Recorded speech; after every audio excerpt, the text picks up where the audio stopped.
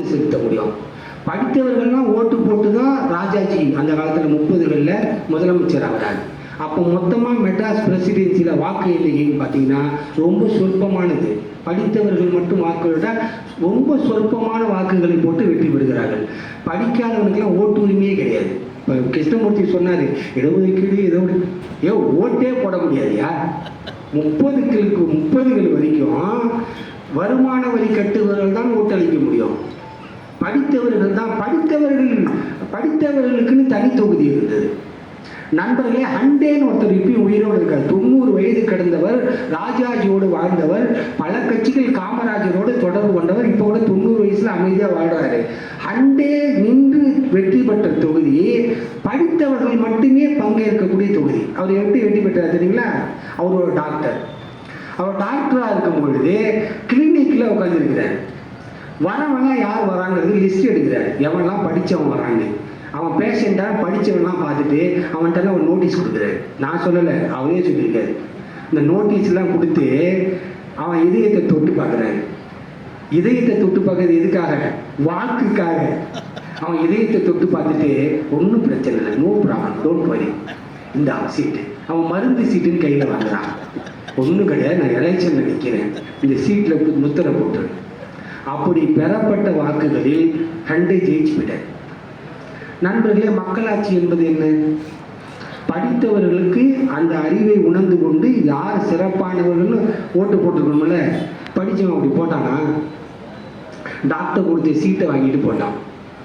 படிக்காத மக்கள், நான் 5 தேர்தல்களுக்கு நேரடியாக தமிழ்நாடு முழுவதும் சர்வே போயிருக்கேன். நான் எந்த வயதான பள்ளி போன கிளவிலேருந்து சாப்பாடு சாப்பிட முடியாத ஒரு வறுமையின் பிடியில் இருக்கிற வரைக்கும் நேரடியாக சந்திச்சிருக்கேன். பல லட்சக்கணக்கான ஆட்களை நேரில் சந்திச்சிருக்கேன். ஒரு ஏழைகிட்ட போய், பாட்டி நீ யாருக்கு ஓட்டு போடுவோன்னா அதையா நீ கேட்குறேன்னு கேட்குறேன். வரட்டும், எலெக்ஷன் வரட்டும்பா, சும்மா சொல்லு யாருக்கு போடுவேன், அதையே உனக்கு சொல்லணும். வரட்டும், யாரெல்லாம் வரட்டும், பார்ப்போம், அப்போ போட்டுக்கிறேன். நீ சொன்னால் ஏதாச்சும் கிளம்பும் போது சொல்லுவாங்க, வெத்தலைக்கு எதாவது 2 ரூபா கொடுத்துட்டு போகல, நேரம் வேஸ்ட்டாக பேசிகிட்டு இருந்தேன் அப்படின்றாங்க. உன் வேலை எதை வேணா கவனி, என் வேலையை நான் கவனிக்கிறேன். ரகசியம், வாக்களிப்பது ரகசியம். படிக்காத ஒரு பாமர பாட்டிக்கு யாருக்கு வாக்களிக்கும் அப்படின்னு வெளியில் சொல்லக்கூடாதுன்னு ஜனநாயகம் கற்றுக் கொடுத்துருக்கு. அவங்க தெரிஞ்சுதான் சொல்லாமல் இருக்கிறாங்க. வாக்கு யாரு செலுத்துறோங்கிறத நம்ம சொல்லக்கூடாது. ஆனால் படித்த வகுப்பினர்களுக்காக இருந்த அந்த தொகுதியில் என்ன நடந்தது? டாக்டர் இதயத்தை தொட்டவனே கரைஞ்சிட்டான், ஓட்டை போட்டு அவரை வெற்றி பெற வச்சுட்டான். ஹண்டேவே சொல்லியிருக்கான், நான் சொல்லலை. அப்படிப்பட்ட ஒரு காலகட்டத்தில் படிப்படியாக வளர்ந்து இந்த ஊரில் பாமரனுக்கும் படிப்பறிவு இல்லாதவனுக்கும் பிச்சைக்காரர்களுக்கும் ஏதிரி மக்களுக்கும் வாக்குரிமை வந்ததே ஜனநாயகம். இப்போ என்ன சொல்றாங்கன்னா, ஓட்டு போட்டு என்ன பண்ண போறீங்க, எதுக்கு சார் அவனா வர போறான், எதுக்கு ஓட்டு போறது? நண்பர்களே, 100% வாக்கு போடணும்னு நமக்கு கஷ்டம் இல்லை. ஜனாதிபதியா இருக்கக்கூடிய இப்பதான் நமக்கே தெரியுது அந்த உண்மை. என்னன்னு கேட்டீங்கன்னா, அமெரிக்காக்காக ஒரு படம் கொடுத்துருக்கான். இந்தியாவில் வாக்குரிமையை அதிகப்படுத்துவதற்காக ட்ரம்ப்னுடைய அரசாங்கம் இதுக்கு முன்னால் அமெரிக்காவில் கென்னடி யாரோட இருந்தாங்கல்ல, அத்தனை பேரும் அமெரிக்காவில் வாக்கு சதவீதத்தை உற்பத்தி அதிகப்படுத்துவதற்காக பணம் கொடுத்துருக்காங்க. நான் கேட்பதெல்லாம், அமெரிக்காவில் இருக்கக்கூடிய ஒரு ஜனாதிபதிக்கு இந்தியாவில் இருக்கிற மக்கள் ஜனநாயகத்தை காப்பாற்றி ஓட்டு போட வேண்டுங்கிற அக்கறை இருக்கிற பொழுது இந்த ஏழை மக்கள்கள் கரெக்டாக ஓட்டு போடுறாங்க. படித்த மக்கள் இருக்கக்கூடிய எந்த தொகுதியிலும் ஓட்டே விட மாட்டேங்குது. வெயில் சாயந்தரம், வெயில் வர முடியல. இந்த படித்து இந்த வாக்கு செல்வதற்கான இடமெல்லாம் நம்ம கொண்டு வந்து கொடுத்தது எதுக்குன்னா, உங்களுடைய தலைவனை நல்ல அரசாட்சியை கொண்டு வருது அப்படிதான் சொல்றாங்க. அதுக்காக தான் நம்ம இந்த இடத்த கொடுத்துருவோம். கிருஷ்ணமூர்த்தி இவ்வளவு நேரம் இடம் ஒதுக்கீடு வாக்குச்சாவடிக்கே வரமாட்டாங்க. ஆக இது ஒரு நீண்ட நெடிய ஒரு பிரச்சனையான ஒரு காலகட்டம். இதில் நிறைய நம்ம பார்த்துட்டோம். மக்களுக்கு ஜனநாயகம் என்றால் மீண்டும் சொல்லிக் கொடுக்க வேண்டியதாக இருக்கு. ஓட்டு போடுகிற உரிமை எப்படி வந்தது அப்படின்னு சொல்லிக் கொடுக்க வேண்டியதாக இருக்கு. இந்த நாட்டை காப்பதற்கு உங்களுக்கு என்ன வழிமுறைகள் இருக்குன்னு நம்ம சொல்ல வேண்டியதாக இருக்கு. அதிகபட்சமாக அடிதடி சண்டைகளை தான் பார்க்குறாங்க. இப்போ இன்னும் சில பேர்லாம் என்ன சொல்கிறாங்கன்னா, பாலிசியை பின்னால் சொல்கிறோம், ஓட்டை முதல்ல போடுங்கிறாங்க. அப்படிலாம் நிறைய ஸ்கீம்லாம் வருது. ஆக இந்த மாதிரியான காலகட்டத்தில் இவரை போல கிருஷ்ணமூர்த்தியை போல நம்மளுடைய ஆட்கள் இந்த இடஒதுக்கீனுடைய அந்த முக்கியத்துவத்தை சொல்வது என்பது ரொம்ப முக்கியமானது. ஆனால் என்ன பிரச்சனைன்னு கேட்டிங்கன்னா, நம்மளே இவ்வளோ வேகமாக பேசும்போது மக்கள் என்ன நினைக்கிறாங்க, இவர் ரொம்ப கோபமாக பேசுகிறாரு, இவர் ஏதோ கொஞ்சம் நமக்கு செட் ஆக மாட்டேங்கிறாரு, இவங்க மனசுக்குள்ளேயே நினச்சிக்கிறாங்க. அவர் உங்களின் பால், உங்களுடைய சமூகத்தின் பால், உங்கள் அக்கறையின் பால் இந்த கோபத்தை கொட்டுகிறார். ஆக என் சப்ஜெக்டுக்குள்ளே வந்துடுறேன். பாரதியினுடைய இந்த இந்த இந்த ஊருக்கும் பாரதிக்கும் என்ன தொடர்பு அப்படிங்கிறத நான் சொல்லிடுறேன். 1921 மே மாதம் பாரதியார் இங்கே வந்தார். இரண்டு கூட்டங்களில் பாரதி பங்கேற்றதாக 2 கூட்டங்களில் பேசியிருக்கிறார். ஒன்று அருணாச்சல அங்கே இருக்கக்கூடிய கோயில் வளாகத்தின் முன்னாடியே இருக்கக்கூடிய ஒரு அரங்கத்தில் அவருடைய பேச்சு மே மாதம் 3ஆம் தேதி நடந்திருக்கு. அப்புறம் அதுக்கு 4ஆம் தேதி மறுநாள் பேசியிருக்காரு. நண்பர்களே, அவர் இந்த திருவண்ணாமலைக்கு 100 ஆண்டுகள் கடந்து 104 ஆண்டுகள் ஆயிடுச்சு. நிறைய பேர் நிறைய கோரிக்கைகள் வைக்கிறார்கள். இங்கே இருக்கக்கூடிய நண்பர்கள், பாரதி நண்பர்கள், பாரதி மீது அரசாங்கத்துக்கிட்டலாம் அதை கேட்க மாட்டேன். இங்கே இருக்கக்கூடிய தனிநபர்கள், இங்கே இருக்கக்கூடிய பொறுப்புள்ள சமூக பொறுப்புள்ள மக்கள், அந்த பாரதி வாழ்ந்து இந்த 100 ஆண்டுகளில் அவன் பல ஊர்களுக்கு போயிருக்கலாம். ஆனால் அவனுடைய இறுதி காலத்தில், பாரதி வந்த மிக இறுதி காலத்தில் முக்கியமான ஊர் திருவண்ணாமலை. இந்த திருவண்ணாமலைக்கு அவன் என்ன பேசியிருக்காங்கன்னா, இந்திய ஜனநாயகத்தினுடைய தற்கால நிலைமையை பற்றி பேசியிருக்கான். இந்த கூட்டத்துக்கு முன்னால் கொஞ்ச நாள் முன்னால் கடலூரில் பேசினார். கடலூர் என் ஊர் மாவட்டம். கடலூரில் பேசிட்டு பாரதி இங்கே வரான். கடலூரில் வரும்போது சுதேசமித்தனில் ஒரு குறிப்பு எழுதுறாங்க, 5000 பேர் திரண்டு பாரதியை வரவேற்றார்கள். 5000 பேர் மேல தாளங்களோடு அவரை வரவேற்று அவரை அழைத்து கொண்டு சென்றார்கள். அழைத்து கொண்டு சென்ற பிரதிநிதிகளில் பெரும்பாலான ஆட்கள் இந்துக்களும் முஸ்லிம்களும் பங்கேற்றார்கள் அப்படின்னு சொல்றாங்க. 5000 பேர் 104 ஆண்டுகள் கழிச்சு நான் பாரதியை பற்றி பேச வரும்பொழுது இவ்வளவு விளம்பரங்கள், இவ்வளவு தட்டிகள், இவ்வளவு அரசாங்கம் எங்கே பார்த்தாலும் வாங்க புத்தக கண்காட்சிக்கு வாங்கன்னு சொன்ன பிற்பாடு கூட நம்மளால் 400 பேரை தட்ட முடியல. ஆனால் பாரதி எந்த கொட்டும் கொட்டலை, எந்த விளம்பரமும் பண்ணலை, யாருமே அவருக்காக பேனர் வைக்கல, எந்த ஊருக்காரனும் ஆட்சியர், மாவட்ட ஆட்சியர்லாம் அவரை வரவேற்கல, சாதாரண சாமானியர்கள். ஆனால் கடலூரில் 5000 பேர் குறைந்தார் அப்படின்னு ரெக்கார்டு. யார் எழுதுறாரு? சுதேசமித்தன்ல வருது.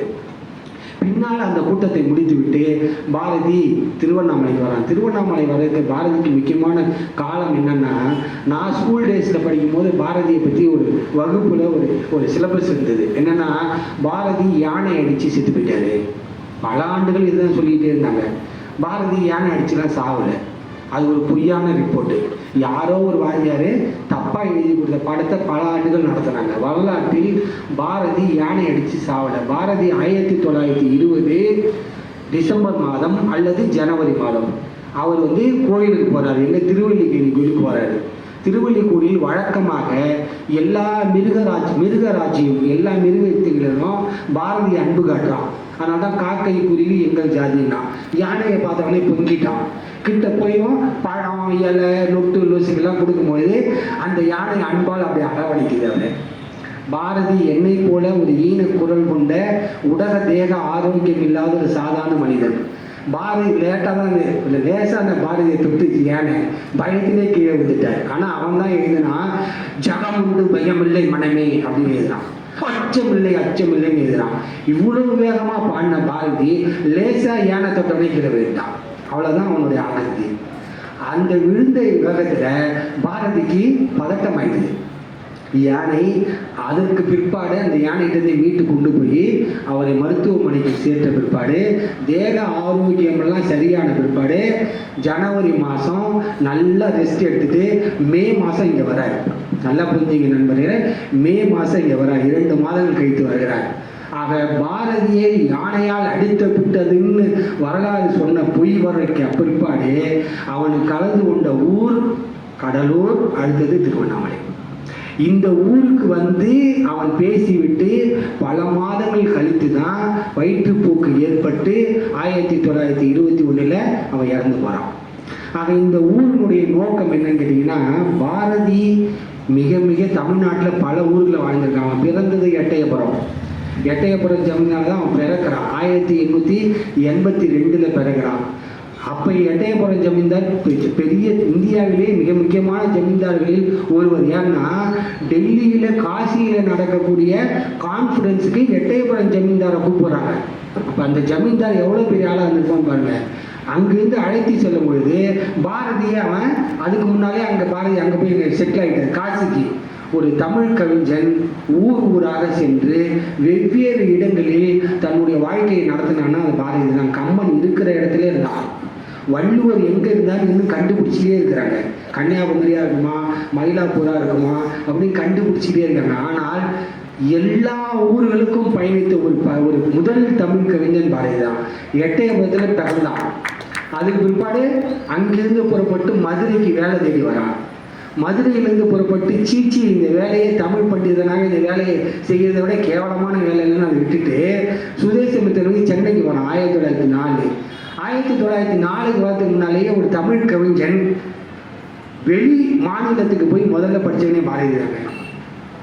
எட்டயபுரத்தில் பிறந்து அங்கேயே இங்கிலீஷ் கான்வென்ட்டில் படித்து தமிழில் எழுதினான். இங்கிலீஷில் படிச்சுட்டு தமிழில் எழுதினான்.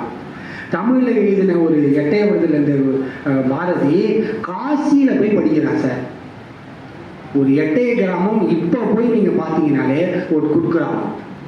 அப்படிப்பட்ட ஒரு குக்கிராமத்தில் காசியில் போய் படிச்சுட்டு திரும்ப காசிக்கு வந்து அதுக்கப்புறம் மதுரைக்கு வந்து அப்புறம் சென்னைக்கு வந்து சென்னையில் பிரிட்டிஷ் அரசாங்கத்தினுடைய தொல்லை தாங்க முடியாமல் மீண்டும் பாண்டிச்சேரிக்கு போயிட்டு பாண்டிச்சேரியிலேருந்து திரும்ப கடையம் போயிட்டு திரும்ப கடையத்திலேருந்து எட்டயபுரம் வந்துட்டு திரும்ப அங்கேருந்து சென்னைக்கு வந்துட்டு சென்னையிலேருந்து கடலூர் போய் பேசுகிறான், தஞ்சாவூர் போய் பேசுகிறான், திருவண்ணாமலை போய் பேசுகிறான், ஈரோட்டுக்கு போய் பேசுகிறான். ஊர் ஊராக ஒரு தமிழ் கவிஞன் இடந்தோறும் வீதிதோறும் தெருதோறும் போய் முதலாக பேசினவன் பாரதி தான். கம்பன் ஊர் ஊராக போய் பேசுறதுக்கு எங்கேயுமே தரவு இல்லை. வள்ளுவர் ஊர் ஊராக பேசினாரான்னு இது வரைக்கும் எனக்கு ரெக்கார்டில் இல்லை. அதற்கு முன்னால் இருந்தக்கூடிய தமிழ் கவிதை உலகத்தினுடைய மிக முக்கியமான ஆட்கள் பல பேர் இருக்கிறாங்க. யாருமே ஊர் ஊராக போய் பேசுறதா தெரியவே இல்லை. நல்லா நினைச்சு பாருங்க. இந்த ஊர்ல வரும்போது இப்பயே போக்குவரத்து செலவுகள் இந்த ஊர்கள் இப்படி இருக்கு. பாரதி வர காலத்துல நான் சொன்னது போல இந்த திருவண்ணாமலை ஜில்லா அல்லது செஞ்சி ஜில்லா எவ்வளவு விவசாய நிலங்களோட அவ்வளவு அழகா இருந்திருக்கும்னு நான் நினைச்சுட்டே வந்தேன். அப்படியே நீர் வளங்கள் இல்லாத இந்த பூமி அப்படியே செழிப்பா இருக்கா. 1925 ஜெகதீஷ் ஐயர்னு ஒருத்தர் திருவண்ணாமலையை பற்றி ஒரு ஃபோட்டோ எடுத்து போடுறாரு. அந்த திருவண்ணாமலையில் சுற்று வட்டான கோயிலை சுற்றி ஒரு காக்கா இல்லை, ஒரு கோயிலை சுற்றி ஒரு கடை காணி இல்லை, ஒரு கோயிலை சுற்றி ஒரு ஊர் ஒரு வீடு இல்லை. அப்படிப்பட்ட ஒரு திருவண்ணாமலையை பாரதி அந்த காலத்தில் வந்து இறங்கி, ஏன்னா 25 ஃபோட்டோ, பாரதி வந்தது 21 வரும்போது அப்ப திருவண்ணாமலை எந்த லெவல்ல இருந்திருக்கும் பாருங்க. அந்த ஊரில் ஒருத்தவன் மக்களை சந்தித்து பேசுவதற்காக வரான். ஏன்னா இந்தியாவில் இருக்க மக்கள் சுரணை கொண்டு ரவுத்திரம் கற்று இந்த வெள்ளை ஆதிக்கத்தை எதிர்க்க வேண்டும் என்பதற்காக ஒருத்தவன் இந்த ஊருக்கு வரான் சார். அப்ப இந்த ஊரின் மீதும் இந்த மக்களின் மீதும் இந்த அரசை இவங்களை வைத்து கவிழ்த்து விடலாம்னு 1930 டாக்டர் சீட்டு கொடுத்தாருல உட்கார்ந்த இடத்துல இருந்து, அப்படி கொடுக்கல பாரதி. இந்த ஊரில் வருகிற பொழுது பாரதியின் பாடலை பாடுகிறவர்கள் ஒவ்வொரு ஊரிலும் இருந்தார்கள். பாரதியினுடைய பாடல்களை அச்சிட்டு ஒவ்வொரு ஊர்களிலும் பாடுகிறவர்கள் 1000 கணக்கில் இருந்தார்கள். எப்ப நான் சொல்றேன்னா 1905, 6, 7, 8, 1921 வரைக்கும் நீங்க 1940களிலேயே பாடத்திட்டத்தில் இருக்கின்ற பாரதியினுடைய பாடல்களை அரசாங்கம் தடையிடுகிறது. 1929 பர்மா அரசாங்கம் இந்த பாட்டுக்கள் நாட்டுக்கு கேடானவைன்னு தடை போடுறாங்க. அத்தனை சுதந்திர இந்தியா பெற்ற காலத்தில் கூட பிரச்சனை வரும்போது அவன் 8, 9களில் மக்களை சந்தித்து இந்த பாடல் மூலியமாக ஒரு ஆளை எழுப்புறான். நீங்க சொன்னா நம்ப மாட்டீங்க. பாரதி வாழ்ந்து 1921 இங்க வராது. 1925 முனுசாமி முதலியார்னு ஒருத்தவர் இதே ஊர்ல வாழ்ந்திருக்காரு. திருவண்ணாமலை கும்மி அப்படின்னு ஒரு பாடல், அவர் வந்து கும்மி பாடல 200 பாடல் புத்தகங்களை போட்டிருக்காரு சின்ன சின்ன ஃபார்ம்லெட்ல. முனுசாமி, அவர் பேர் சிறுமனூர் முனுசாமி முதலியார். தமிழ் இலக்கியத்தில் 200 துண்டறிக்கைகள் கும்மி, எல்லா திருவண்ணாமலை கும்மி, சிந்து, காவடி, லொட்டு லொஸ்குன்னு எழுதின 200 புத்தகங்கள் லிஸ்ட் பண்ணியிருக்காங்க. குறைஞ்சபட்சம் அவர் 400 புத்தகம் எழுதியிருப்பாருன்னு நினைக்கிறாங்க. இன்னைக்கு திருவண்ணாமலையில் இருக்கக்கூடிய அந்த சிறுவனூர் முனுசாமி முதலியார் பாரதி காலத்தில் வாழ்ந்தவனை பற்றி பேசுவதற்கு ஆள் இல்லை. ஏன்னா அது சமூகத்தில் பயன்பாடு இல்லை. அதே காலகட்டத்தில் வாழ்ந்த பாரதியை 104 ஆண்டுகள் கழித்து இந்த ஊரில் வந்து நான் பேசிட்டு இருக்கேன். 104 ஆண்டுகள் கழிச்சு. நண்பர்களே, பாரதியினுடைய இயக்கத்தை எதற்காக தொடர்ந்து பேசுகிறேன்? நான் எல்லா ஊருக்கு போனாலும் பாரதி பேசுகிறேன். நிறைய பேர் நினைக்கிறாங்க நீ ஏதோ உங்களோட சொந்த சாதியை சார்ந்தவனா இருப்பான்னு. கிடையாது நண்பர்களே. உண்மையாக சொல்ல போனால் ஒரு ஒரு சுதந்திர வேள்வியை இலக்கியத்தோடு தொடர்பு படுத்தியவன் பாரதி தான். ஒரு மக்களை உசுப்புவதற்காக ஒரு இலக்கியத்தை பயன்படுத்த முடியும். இப்போ பவா பேசுறாருல, நீ பவா போய் யூடியூப் முன்னால ஒரு கேமராவில் உட்காந்து பேசுறாரு, 5 லட்சம் பேர் பார்க்குறான். பாரதி அந்த காலத்தில் மக்களை சந்திப்பதற்காக பிரிட்டிஷ் ரெக்கார்டு சொல்லுது, மூர் மார்க்கெட்டில், சென்னையில் மூர் மார்க்கெட்டில் சந்தையில் முன்னால் ஒரு மனிதன் தனியாக நின்று கொண்டு வருகிற மக்களை பார்த்து பிரச்சாரம் செய்து தன் பாடலை பாடிக்கொண்டிருந்தான். அவன் பேர் சுப்பிரமணிய பாரதி. அங்கு பிரிட்டிஷ்காரன் ரெக்கார்ட் பண்ணுறான். இந்த ஆள் தொடர்ந்து இங்கே பாடிக்கிட்டே இருக்கான், பேசிக்கிட்டே இருக்கிறான். இவன் பேசிக்கொண்டும் பாடிக்கொண்டும் தான் நமக்கு ஆபத்துன்னு எழுதுறான். நண்பர்களே, நீங்கள் நினச்சி பாருங்க, ஒரு தனி மனிதன் ஒரு சமூகத்தில் இருக்கக்கூடிய மக்கள்கிட்ட நேரடியாக போய் உரையாடலாம், அவன்கிட்ட அந்த கவிதைகளை பற்றி சொல்லலாம், தான் எழுதின பாடல்கள் மூலியமாக ஒரு பிரச்சாரத்தை உண்டு பண்ணலாங்கிறத நினைச்ச முதல் நபர் பாரதி தான். இன்னைக்கு அதனால தான் தொடர்ந்து நம்ம வந்து ஒவ்வொரு ஊர்லேயும் போயிட்டு பாரதிக்கு நமக்கு ஒரு தொடர்பு இருக்குது. ஏன்னா ஜனநாயகத்தினுடைய முதல் கண்ணியை பாரதி தான் தொடங்கி வைக்கிறான். அவனுக்கு முன்னால் அப்படிப்பட்ட நபர்கள் ரொம்ப கம்மி. பாரதியே அதுக்கு முன்னால் சுதேசி முத்தல்ல விளம்பரம் பண்ணுறான். இந்த நாட்டை, இந்த சுதந்திர நாட்டை கட்டி எழுப்புவதற்காக நீங்கள் வந்து பாடல் எழுதி அனுப்புனாங்க. ஒரு பையன் அனுப்பல. பிரிட்டிஷ்காரர்களுக்கும் ராசாக்களுக்கும் வரவேற்பு, விக்டோரியா மகாராஜுக்கும் வரவேற்புரை எழுதி கொண்டிருந்த காலத்தில் பாரதி பிரிட்டிஷ் ஆட்சியை எதிர்த்து பாடல்களை எழுதினான். இனிமேல் யாரும் இந்த பணியை செய்ய மாட்டாங்க, விளம்பரம் கொடுத்து அவனே எழுத ஆரம்பிச்சிடறான். ஆக திருவண்ணாமலைக்கு வந்த பாரதி 1921 வருகிற பொழுது இந்த கிராமத்தில் யாரோ அந்த ஒரு 100 பேர், யாரோ ஒரு 1000 பேர் அவனை கண்டுபிடித்து இந்த ஊருக்கு வர வச்சாங்கல்ல, அவனை தாழ பணிகிறேன். இந்த ஊர்ல ஒரு 1000 பேர் வர வச்சு இந்த ஊர்ல ஒரு எழுச்சியை உண்டாக்க முடியும்னு நினைச்சாங்க. அந்த 1000 பேர் இந்த ஆவியாக இந்த ஊரில் அலைந்து கொள்கிறேன். இந்த மண்ணில் நான் தாழப்படுகிறேன். அப்படிப்பட்ட ஒரு கனெக்ஷன் இருக்கிறதுனால தான் பல பேர் பல கதை சொல்லுவாங்க.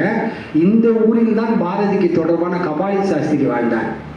1921 பாரதி வரும்போது ரமண மகிழ்ச்சிக்கு 42 வயசு, பாரதியாருக்கு 39 வயசு.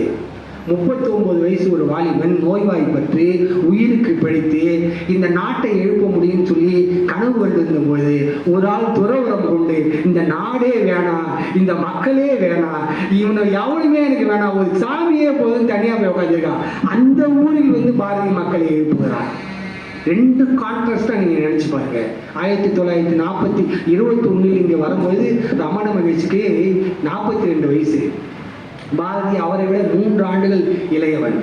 இந்த ஊரில் வந்து சன்னியாசியாக வாழணும்னு நினைக்காம மக்களோடு மக்களாக பேசினான். அந்த ஜனநாயக கவியை நான் கொண்டாடுவதற்காக இந்த ஊரில் வரேன்.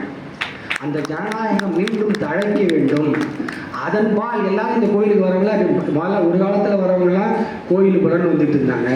அதுக்கு பிற்பாடு ஆசிரமம்னு வந்துட்டு இருந்தாங்க. இப்போ நிறைய பேர் பவாவை பார்க்கறதுக்காக வராங்க. இலக்கியம் தழைப்பதற்காக இந்த மாற்றம் நடக்குது. நான் ரொம்ப அதை பாசிட்டிவாக நினைக்கிறேன். ஒரு ஊரில் இருக்கிறவன் ஒரு இலக்கியவாதியை சந்திப்பதற்காக இவ்வளவு தூரம் ஒரு கரைந்து உருகி நெக்குருகி, இந்த ஊரில் நெக்குறுவது ரொம்ப சாதாரண விஷயம் நினைக்கிறீங்க. அருணகிரிநாதரை போல இந்த திருப்புகழை பாடி பாடி தமிழை அவ்வளவு பொங்கு நுரை கொண்டு மாற்றிய ஒரு கவிஞன் தமிழ்நாட்டில் கிடையாது. நீங்க திருப்புகழை பார்த்தீங்கன்னா அந்த தாள கட்டு எத்தனை ஆண்டுகள் சார், எத்தனை ஆண்டுகள்.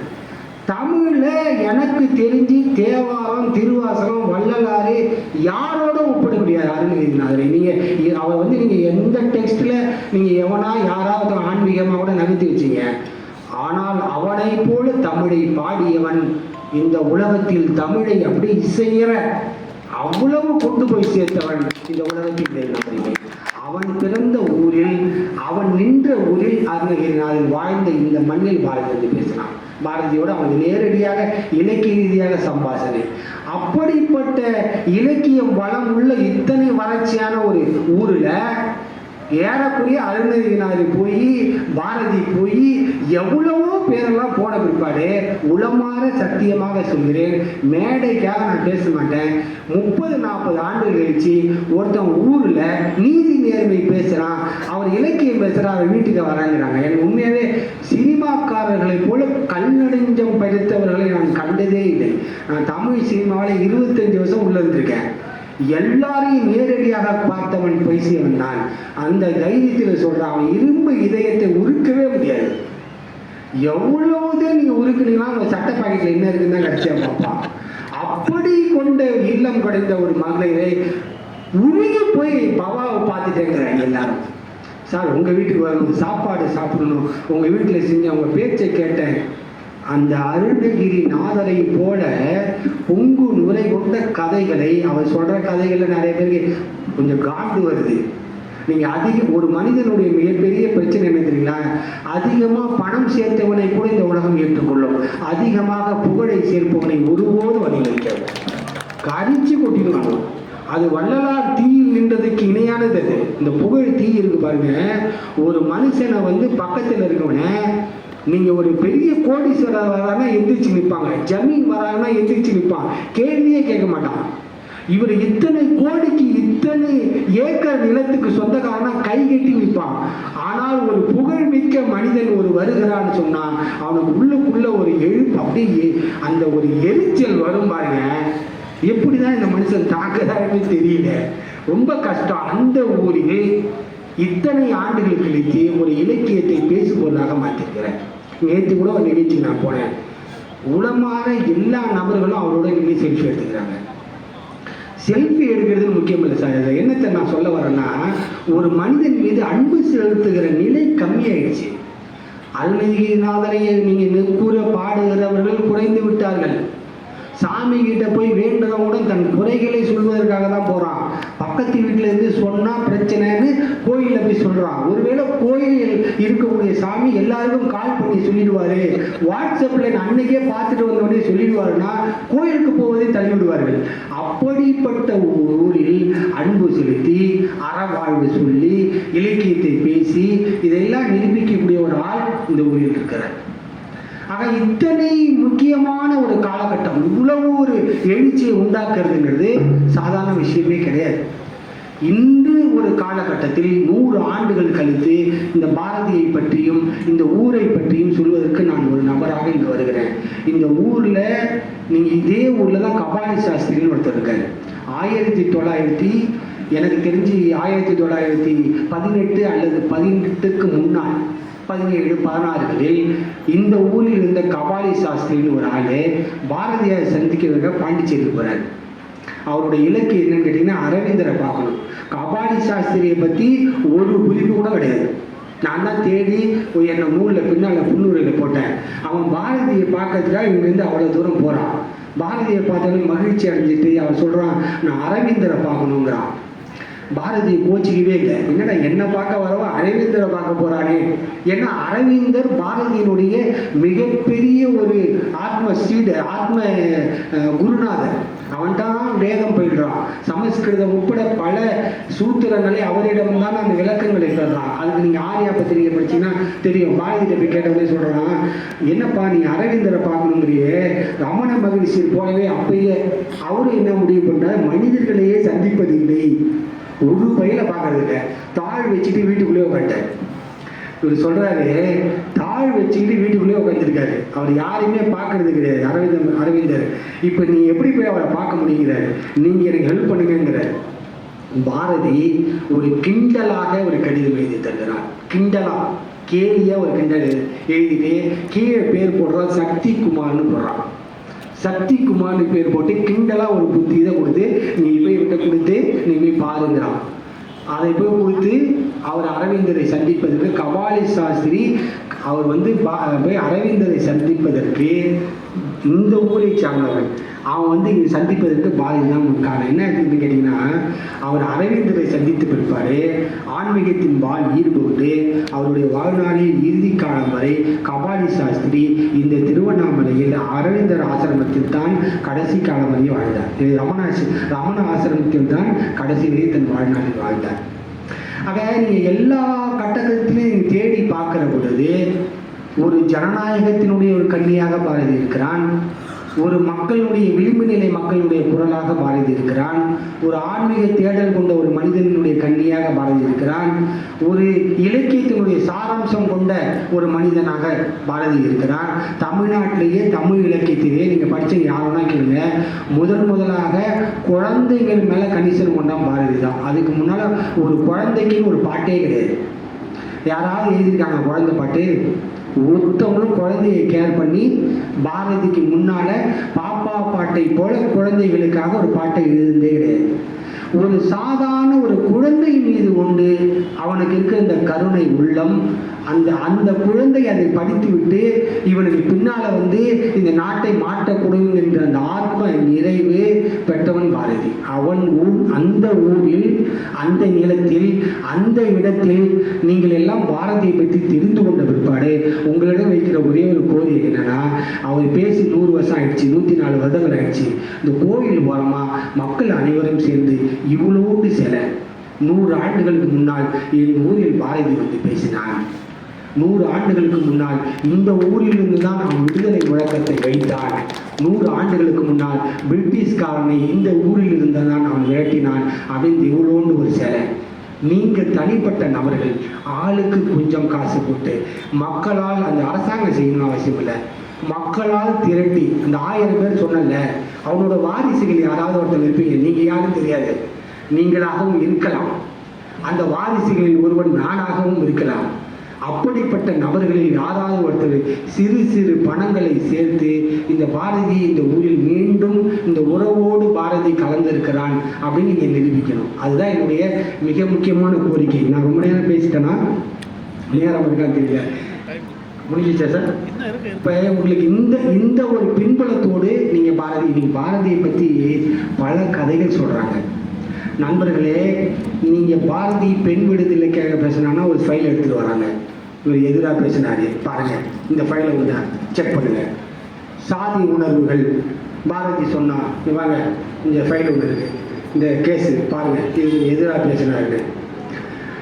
நண்பர்களே, இதில் என்ன நான் சொல்ல வரேன்னா, 1908 பாரதியினுடைய இயக்கம் தொடங்கியது.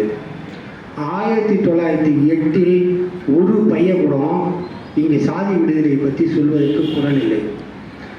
அதாவது உயர்ந்த குலத்தோடு சொல்லுகிற இடத்துலேருந்து ஒரு குரல் ஒலிக்கலை. ஒரு படைப்பை இந்திய வரலாற்றில் உலக வரலாற்றிலேயே ஒரு தாழ்த்தப்பட்டங்கிற வார்த்தை தப்பானது. பட்டியலின மக்களுக்காக தன் படைப்பை முதலாக அவன் சமர்ப்பணம் பண்ண ஒரே ஆள் பாரதி தான். 1/6 ஒரு பங்குங்கிற ஒரு கதை, அந்த கதைக்காக தான் பிரிட்டிஷ் அரசாங்கம் பாரதியை 1918 கைது பண்ணாங்க. இதே கடலூரில் இருந்து புறப்பட்டு சொந்த ஊருக்கு போகலான்னு முடிவு பண்ணும்பொழுது பாரதி கைது செய்யப்பட்டு 2 வாரங்கள் அல்லது அதற்கு மேலான நாட்களில் கடலூர் சிறையில் அடைக்கப்பட்டார்.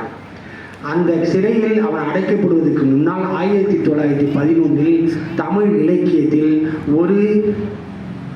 ஒரு பட்டியலினத்தை சார்ந்த மக்களுக்காக 1/6 ஒரு பங்குங்கிறதே இந்த இந்தியாவில் 1/6 ஒரு பங்கு இருக்கக்கூடிய இந்த மக்களுடைய பிரதிநிதித்துவத்தை சொல்வதற்கான தலைப்பு. அதை சொல்றா, இந்த நாட்டில் இந்த இதில் 1/6 ஒரு பங்கு அளவுக்கு இங்கே இருக்கக்கூடிய ஒரு ஜனநாயகத்தை காப்பாற்றக்கூடிய ஒரு மக்களாக இருக்கக்கூடிய இந்த மக்களுக்கு நான் படைப்பை சமர்ப்பிக்கிறேங்கிறான்.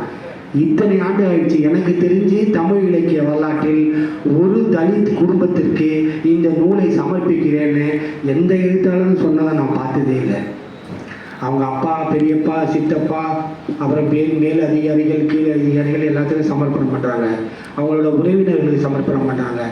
ஒட்டு மொத்தமாக ஒரு ஒரு பட்டியலின மக்களுக்காக, இந்த விடுதலைக்காக 1914 ஒரு மனிதன் இதை படைப்பை சொல்லி இவர்களுடைய பிரதிநிதியாக நான் இருப்பேன் என்று சொல்லி அவர்களுக்கு சமர்ப்பணம் பண்றான். இவ்வளவுதான் சார் பண்ண முடியும். அவன்கிட்ட ஆட்சி அதிகாரம் கிடையாது. 1920 அவன் சாகும் போது 21, பிரிட்டிஷ் அரசாங்கம் 49 வெளில போறாங்க. 33 அதிகார பகிர்வு, 32 என்ன ஆட்சி அதிகாரத்தில் நீங்க இருப்பீங்க, நிர்வாக அதிகாரத்தில் நாங்க இருப்போம்னு சொல்றான். பாரதி இருக்கும்போது அந்த ஆட்சி அதிகாரத்துல ஒரு பயம் கிடையாது.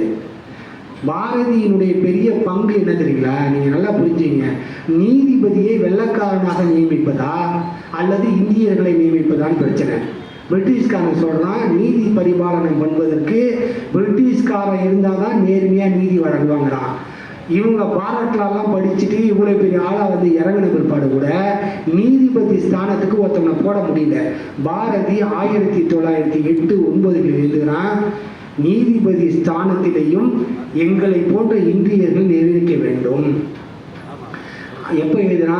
1908. நண்பர்களே, இன்னைக்கு நீதிபதிகளாக உட்கார்ந்துக்கிற ஒவ்வொரு ஆளும் பாரதிக்கு கடமைப்பட்டவர்கள். பாரதி பத்திரிகையில் எழுதுறான், நீங்க நீதிபதிகள் எங்களுடைய இடத்துல எங்களுக்கு ஒரு ஆள் வந்து நீங்க சொல்றாருல்ல, இடஒதுக்கீடில் பிற்படுத்தப்பட்ட இருக்கக்கூடிய பட்டியலின மக்களுக்கெல்லாம் இடம் இல்லைங்கிற. இன்னைக்கு கூட பாரதி இருந்த காலத்தில் கூட இந்தியர்களுக்கே இடம் இல்லை. இந்தியர்களுக்கே, ஏன்னா நீதியை சரியா சொல்ல மாட்டேங்கிறான். பிரிட்டிஷ்காரர்கள் இருந்தால் தான் சொல்லுவாங்க. அதை உடைத்து அதை மறுத்து பாரதி எழுதினான். பாரதியினுடைய மிகப்பெரிய பங்கு என்னன்னு கேட்டீங்கன்னா, நீங்க வந்து யோசிக்கவே முடியாது. இன்னைக்கு நம்ம பெண் விடுதலை பற்றி சொல்றோம். 1908 ஒரு பெண் கல்யாணம், பாரதி செய்த திருமணம் 14 வயசு அவனுக்கு, பொண்ணுக்கு செல்லம்மாளுக்கு 7 வயசு. 7 வயசுல அவன் வயசுக்கே இல்லை, ருதுவே ஆகலை. 7 வயசுல கல்யாணம் பண்ணி வைக்கிறான். கல்யாணம் பண்ண பிற்பாடு பாரதி எழுதுறான், அந்த பொம்மை கல்யாணம்னு சொல்றாங்க. இது ஒரு பொம்மை கல்யாணம், எனக்கு பண்ணி வச்சுட்டானுங்கிறான். அவன் வந்த பிற்பாடு சொல்றான், பெண்கள் உரிமைகளுக்காக பாரதி சில முழக்கங்களை, சில சரத்துக்களை போடுறான், கட்டளைகளை போடுறான். என்ன பண்றான்னு தெரியல. முதல்ல 1921 முன்னால சொல்றேன் நானு, பெண் விடுதலைக்காக பாரதி வந்து ஒரு பட்டியல் போடுறான். என்ன பட்டியல் போடுறான்னா, முதல்ல பொண்ணு வயசுக்கு வரணும், வயசுக்கு வந்த பிற்பாடு கல்யாணம் பண்ணு, முதல் கட்டளை. 2வது, பெண்கள் படிக்க வேண்டும், படிக்கிறதுக்கு முதல்ல அனுமதி. 3வது, பெண்கள் மறுமணம் செய்து கொள்ள வேண்டும், கணவனை இழந்து விட்டால் மறுமணம் செய்து கொள்ள வேண்டும், மறுமணம் செஞ்சுக்கிறதுக்கான எல்லா உரிமைகளும் அவங்களுக்கு வழங்கப்பட வேண்டும். இதை விட பாரதி சொல்றான், முதல்ல கல்யாணம் பண்றதுக்கு பெண்ணுக்கு யார் மாப்பிள்ளைங்கிறது உறுதி செய்யக்கூடிய முடிவை பெண்ணே எடுக்க வேண்டுங்கிறான். இதெல்லாம் எப்படின்னு கேட்டீங்கன்னா, அந்த காலகட்டத்தில் காந்தி சொல்றாரு, இந்த மறுமணங்கிறது ரொம்ப மோசமான திட்டம்னு சொல்றாரு. எப்ப பாரதி சொல்ற அதே காலகட்டத்தில் காந்தியடிகள் சொல்ற மறுமணம்ங்கிறது தப்பான திட்டம், அதை ஏத்துக்க முடியாதுங்கிறார். காந்தியை வச்சு வெளுன்னு வெளுக்கிறான் பாரதி, வெளுன்னு வெளுக்கிறான். எந்த காலத்திலேயா வாழ்ற நீ? பெண்கள் மறுமணம் செய்யக்கூடாது, இதனால வந்து வயதானவர்கள் இதெல்லாம் எண்ணிக்கை அதிகமாயிடும் மிஸ்டர் காந்தி சொல்றாரு. மிஸ்டர் காந்தி சொல்றாரு, முட்டாள்தனமான வாதத்தை வைக்கிறார் இந்தியாவுடைய தேசத்தந்தை. அப்படிப்பட்ட ஒரு மாபெரும் ஐடியாலஜிக்குள்ள காந்தியவே பாரதி மறுதளிக்கிறார். எந்த விஷயத்துல? பெண்களுக்காக. இதே காந்தி 1908 சவுத் ஆப்பிரிக்காவில் வாழ்ந்து கொண்டு தென்னாப்பிரிக்க விடுதலைக்காக போராடுகிற பொழுது தமிழ்நாட்டில், இந்தியாவில் காந்திங்கிறவன ஒருத்தவங்களுக்கு தெரியவே தெரியாது, யாருக்குமே காந்தியே தெரியாது. 1914 1921 பிற்பாடு தான் அவர் இந்திய அரசியலை அறியப்படுகிறார். ஆனால் 1908 பாரதி இந்தியான்னு ஒரு பத்திரிகையில் உட்காந்துட்டு மிஸ்டர் கேண்டின்னு ஒரு ஆளு சவுத் ஆப்பிரிக்காவில் உட்காந்துட்டு இந்தியர்களுக்கான உரிமையை பேசுகிறார். அவர் இந்தியாவுடைய தலைவராக வந்தால் இந்த தேசம் விடுதலை அடையும் என்று நான் நம்புகிறேன்னு 1908 எழுதுறார் சார். காந்தியுடைய நிழலே இந்தியாவில் படல. காந்தி யாருன்னே தெரியாது. அந்த காலத்தில் தாதா நவ்ரோஜ் பாய் என்கின்ற ஒரு மாபெரும் மேதை தான் இந்தியாவில் பெரிய ஆளா இருக்கிறான். அதை மீறி சவுத் ஆப்பிரிக்காவில் வாழ்ந்த ஒரு காந்தியை இவர் சொல்றான், இந்தியாவுக்கு ஒருவேளை இவர் வந்தால் இந்த தேச விடுதலை கிடைக்கும் என்று நான் நம்புகிறேன். அதே காந்திய மறுமணம் வேணும்னு பாரதி சொன்ன பிற்பாடு வாங்குன்னு வாங்குறான். முட்டாள்தனமான வாதத்தை வைக்கிறான்னு சொல்றான். நண்பர்களே, நீங்கள் புரிஞ்சு கொள்வது என்னன்னா, ஒருவரினுடைய வரலாற்றை தெரியாமல் நீங்கள் ஆற்றில் இறங்க முடியாது. நீச்சல் தெரிந்தவன் தான் நீங்கள் நீந்த முடியும். வரலாற்றை அறியாதவன் ஒருவரும் சமூகத்தில் பயனுள்ளவனாக வாழ முடியாது. ஆக பாபா நிறைய கதை சொல்றாரு. பாபாகிட்ட என்னுடைய மிகப்பெரிய ஒரு கோரிக்கை என்னன்னா, நிறைய கதை சொல்லிட்டீங்க. நீங்க நிறைய எழுத்தாளர்களுடைய ஆன்மாவை தொடுக்கக்கூடிய லெவலுக்கு கதை சொல்லிட்டீங்க. நீங்க ஜானகிராமனுடைய கதையை அவர் சொல்கிற போது உண்மையாவே ஜானகிராமன் வாழ்ந்தாருன்னா அன்னைக்கு பேனாவே உடச்சி போட்டுவான்னு நினைக்கிறேன். இனிமேல் நான் எழுத வேணாம் சாமி, என் கதையை முடிச்ச நீ சொல்லிட்டேன், இதை விட சிறப்பாக என்னால் எழுத முடியாத லெவலுக்கு அவர் சொல்றாரு, ரீக்ரியேஷன் பண்றாரு. நீங்கள் உங்கள் வாசக பரப்பில் வரலாற்றை கொஞ்சம் பேசுங்கள். நீங்க கதைகளை நிறைய சொல்லிட்டீங்க, கதைகளை சொல்லி ஒரு வாசக பரப்பை உண்டாக்கிட்டீங்க. தயவு செய்து நீங்கள் வரலாற்றையும் பேச ஆரம்பிங்க. ஏன் கேட்டீங்கன்னா, வரலாறு ரொம்ப முக்கியம். இன்னைக்கு பேசும்போது சொன்னாங்களே இடஒதுக்கீடு ஒன்று, பஞ்சமி நிலங்கள்னு ஒன்று இருக்குது. இந்த பஞ்சமி நிலங்கள் அரசாங்கம், பிரிட்டிஷ் அரசாங்கம் சாதாரணமெல்லாம் கொடுத்துடல. 1600 சொச்சத்தில் இதே செஞ்சி ஜில்லாவுக்கு ஒரு மிஷினரியாக சேர்ந்த ஃபாதரியார் இங்கே இருக்கக்கூடிய தலித் மக்களுடைய கஷ்டங்களை பார்க்குறாரு. அவர் வந்தது எதுக்குன்னா ஃபாதரியார் இந்த தலித் மக்களுடைய கஷ்டத்தை பார்த்த பிற்பாடு உடறவன் ஒருத்தவன் இருக்கான், பணம் பண்ணுறவன் ஒருத்தவன் இருக்கான், காசு பண்ணுறவன் ஒருத்தவன் இருக்கான், வணிகம் ஒரு பக்கம் நடக்குது. இவங்க அடிமை கூலிகளாக வேலை பார்த்துட்டு இருக்காங்க. இந்த மக்களுக்கு நிலமே இல்லை, உரிமையே இல்லை. ஒரு சாதாரண பாதிரியார் அவன் ஆன்ம சுத்தியை, அவனுடைய நேர்மையான அந்த மனநிலையை தாழ பொறுக்காமல் அரசாங்கத்துக்கு அவன் ஒரு ஃபைல் அனுப்புறான். இந்த இடத்துல இதே செஞ்சி ஜில்லாவில் வேலை பார்த்தவன் 1600 சொச்சத்தில் அவன் என்ன செய்யறான், இந்த தலித் மக்களுடைய விடுதலை மேம்படணும்னா இந்த நிலங்கள் பகிர்ந்தளிக்கப்பட்டு அவர்களுக்கு சில நிலங்களை ஒதுக்க வேண்டும், இதை பிரிட்டிஷ் அரசாங்கம் கவனத்தில் கொள்ள வேண்டும் அப்படின்னு சொல்றான். நண்பர்களே, அந்த பாதிரியாருக்கு இங்கே சிலை கிடையாது, அந்த பாதிரியாரை பற்றி பேசுவதற்கு ஒரு நபர் கிடையாது. அவன் தான் இந்த வரலாற்றை பிரிட்டிஷ் அரசாங்கத்திற்கு இந்த யோசனையை சொன்னான் என்கின்ற அடையாளம் கிடையாது. ஆனால் நீங்க நினைச்சு பாருங்க, 1600 சொச்சத்துல ஒரு தலித் மக்களுக்காக யாரோ ஒருத்தவன் வெளிநாட்டிலிருந்து ஒரு பயணியாக இந்த ஊருக்கு வந்தவன், இந்த மக்களுக்கு சரிபாதி அவன் இடத்தை அவனுக்கு உழவர்களுக்கு பயிற்சி கொடுங்கன்னு அவன் கம்யூனிஸ்ட் கிடையாது. கம்யூனிசம் வரவே இல்லை, அப்போ யோசிக்கவே இல்லை. அந்த காலத்துல இந்த தலித் மக்களுக்கு பிரித்து கொடுக்கக்கூடிய ஒரு உரிமையை இந்த திட்டத்தை கொண்டதுன்னு வாயால சொல்லலை, ஒரு ஃபைல் அனுப்புறான், ரெக்கார்டு இருக்கு. ஒரு ஃபைலை, ஒரு திட்டத்தை போட்டு அந்த திட்டத்தோட பிரிட்டிஷ் கவர்மெண்ட்டுக்கு அனுப்புறான். பிரிட்டிஷ் கவர்மெண்ட் முதல்ல அதை பார்க்குறான். பிரிட்டிஷ் அரசாங்கத்துக்கு இந்த நீதி நிர்வாகம் எப்படி நடக்கிறதுனே தெரியல, சாதி அமைப்பு எப்படி இருக்குன்னே தெரியல, யார் படித்தவர்கள் யார் ஏழைகள் எதுவுமே புரியல. நீங்கள் அந்த காலத்தில், இப்படியான காலத்தில் ஒருத்தர் யோசனை பண்ணி இந்த திட்டத்தை அரசாங்கத்துக்கு கொடுக்கும்போது அதை வாங்கி பார்த்துட்டு பிரிட்டிஷ்காரன் அதை நேர்மையானது என்று நம்பினான். நல்லா புரிஞ்சுங்க. இந்த ஆட்சின்னா இந்த காலத்தில் இருக்கக்கூடிய பெரிய பெரிய நம்ம இந்தியா விடுதலை பெற்ற பிற்பாடு சொன்னார்ல, விபி சிங் மண்டல் கமிஷனை கொண்டு வருவதற்கு ரொம்ப போராட்டம். மண்டல் கமிஷனை பற்றி ஒரு காட்சி இருக்கு, ஒரே ஒரு காட்சி. நீங்க மண்டல் கமிஷன் இங்கதான் அமைதியா இருக்கு, தமிழ்நாடு தவிர மீதி வட மாநிலங்களே பற்றி எரிந்தது. பற்றி எரியும் போது ஒரு புகைப்படம் போட்டாங்க பத்திரிகையில, எனக்கு இன்னும் ஞாபகம் இருக்கு.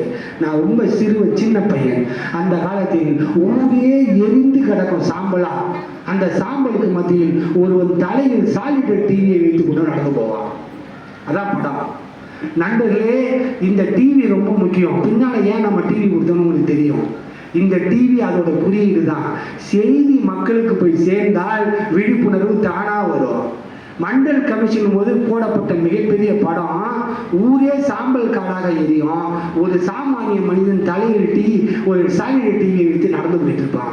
ஊர் பற்றி எரிகிற காலம். அப்படிப்பட்ட ஒரு காலத்தில் நம்ம சொல்றது 1980களில் 90களில். ஆனால் 1600 சொச்சத்தில் ஊர்ல ஒரு பாதிரியார் தலித் மக்களுக்காக இங்க பஞ்சமி நிலங்களை வகுத்து கொடுக்க வேண்டும் சொன்னபோது பிரிட்டிஷ் அரசாங்கம் அதற்காகவே முயற்சி பண்ணி அதற்காகவே ஒரு வேலையை செய்து பஞ்சமி நிலத்தை ஒதுக்கினார்கள். ஆக இந்த நிலத்துக்கும் இந்த திருவண்ணாமலை ஜில்லாவுக்கும் வடார்காடுக்கும் வரலாற்றில் மிக முக்கியமான இடம் இருக்கிறது. தமிழ்நாடு முழுவதும் மக்கள் பஞ்சமி நிலத்தில் தலித்கள் இன்று வாழ்கிறார்கள் அல்லது அவர்கள் வாழ்வதற்கான ஒரு சமூகத்துக்கு ஏதோ ஒரு காரணம் இருக்குன்னா அந்த பாதிரியாரை நினைக்காமல் நீங்கள் ரோடில் நடந்தால் சாலையில் பயணித்தால் குருடாக இருக்கும், குருட்டு பாதை. உங்களுக்காக உழைத்தவன் யார்? உங்களுக்காக வரலாற்றில் பேசியவன் யார்? நாம் யார் பக்கம் நிற்க வேண்டும்? நாம் யாருக்காக வாழுகிறோம்?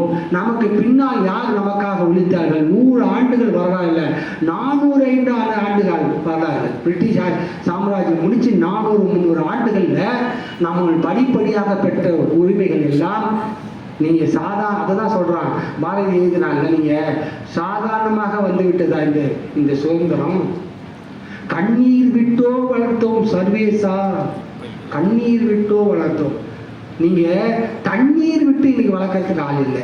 நண்பர்களே, நான் உங்களோட இறுதியாக சொல்கிற வாதம் என்னவென்றால், இனி என்னுடைய கோரிக்கை, பாரதிக்கு ஒரு சின்ன சிலையை, மக்களால் எழுப்பப்பட்ட ஒரு சிலையை நீங்கள் அமைக்க வேண்டும்.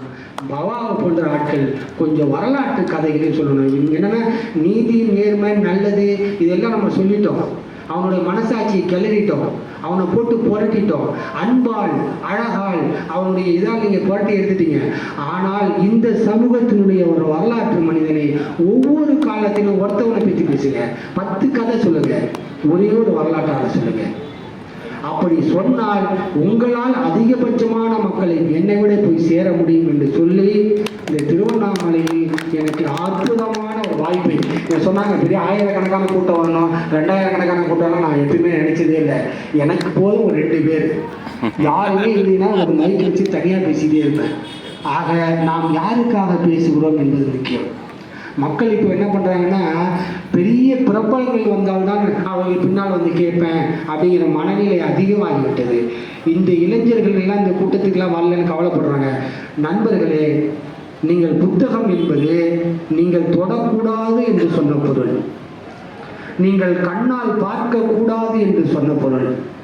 இன்று வீதியில், இந்த சாலைகளில் இத்தனை ஆண்டுகள் கழித்து ஒரு நூல்களுடைய உணவு பெரிய கூடாரம் இருக்குன்னா நீங்க அதை கண்ணால பார்த்துட்டு போகணும். சும்மா ஒரு நூலை கண்ணால பார்த்துட்டு போங்க. ஒரு சினிமா படத்துக்காக 100 ரூபாய் உள்ள ஒரு பொறுமானம் உள்ள ஒரு சினிமா படத்துக்கு 1000 ரூபாய் செலவு பண்றாங்க. ஒரு படத்தை பார்ப்பதற்கு 60 ரிவ்யூ பார்க்குறாங்க யூடியூப்ல, 60 விமர்சனங்கள், 60 பேர் என்ன சொல்றான், இவன் அவனை சொல்றான், இவன் என்ன சொல்றான். ஒரு படத்தை போய் பார்ப்பதற்கு அவ்வளவு பயமாக இருந்து செலவு பண்ணி உள்ள போறாங்க. ஆனால் வாழ்நாளில் நான் நல்லா சொல்றேன், ஜெகதீஷ் ஐயர்னு ஒருத்தவன் 1925 இந்த வடார்காடு ஜில்லாவை பற்றியும் திருவண்ணாமலை பற்றியும் பேசினான். அவன் செத்துட்டான்.